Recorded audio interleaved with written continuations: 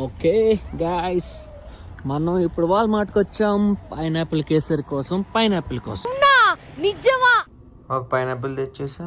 అట్లా వెళ్ళి మంచిగా క్లీన్ చేసి కట్ చేసిన సగమేమో మంచిగా బ్లెండ్ చేసా, కొంచెం సగం ముక్కలు చేసిన, దోరగా క్యాష్యూ అండ్ గోల్డెన్ రేజిన్స్ వేసిన తర్వాత మంచిగా రోస్ట్ చేసుకోండి, బాగుంటుంది. దాని తర్వాత కొంచెం మంచిగా ఎక్కువ గీ యాడ్ చేయండి, చాలా అంటే చాలా బాగుంటుంది.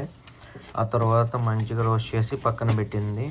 ఆ తర్వాత ఎప్పుడైతే మనం బ్లెండ్ చేసాం కదా పైనాపిల్ హాఫ్, ఆ పైనాపిల్ని కొంచెం మంచిగా బాయిల్ చేయండి. దాంతోపాటు కొంచెం బాయిల్ అయ్యాక మన పైనాపిల్ ముక్కల్ని యాడ్ చేస్తే కొంచెం కుక్ అవుతాయి, మంచి ఫ్లేవర్ వస్తుంది, టేస్టీగా థిక్గా అవుతుంది జ్యూసు.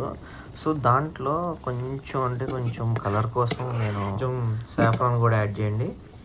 సాఫ్రాన్ వేస్తే మంచి టేస్ట్ అంటే కలర్తో పాటు ఫ్లేవర్ఫుల్ కూడా ఉంటుంది. ఆ తర్వాత మనం ఎప్పుడైతే రోస్ట్ చేసి పక్కన పెట్టాం కదా దాన్ని యాడ్ చేయండి.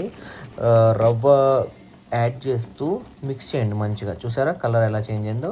ఇంకొంచెం ఎప్పుడైతే మీరు కొంచెం గీ ఎక్కువ యాడ్ చేస్తారో అప్పుడు చాలా అంటే చాలా బాగుంటుంది. అండ్ నేను షుగర్ కూడా యాడ్ చేశాను, మీరు షుగర్ది కూడా మెల్ట్ అవుతుంది. దాంతోపాటు రోస్ట్ చేసుకున్న క్యాష్యూ అండ్ రైజిన్స్ వేయండి. దాని తర్వాత మంచిగా మిక్స్ చేయండి. ఒక 2 to 3 minutes లైక్ లిడ్ పెట్టి కుక్ చేయండి, చాలా అంటే చాలా బాగుంటుంది. ఆ తర్వాత ఇలా ఒక కప్పులో వేసుకొని చూసారుగా ఎంత జెల్లీలా ఉందో. సో అట్లా రావాలి ఫ్లేవర్ అండ్ టెక్స్చర్. సో తర్వాత ఒక్కసారి టేస్ట్ చూస్తే మీకు అదిరిపోయే పైనాపిల్ కేసరి రెడీ.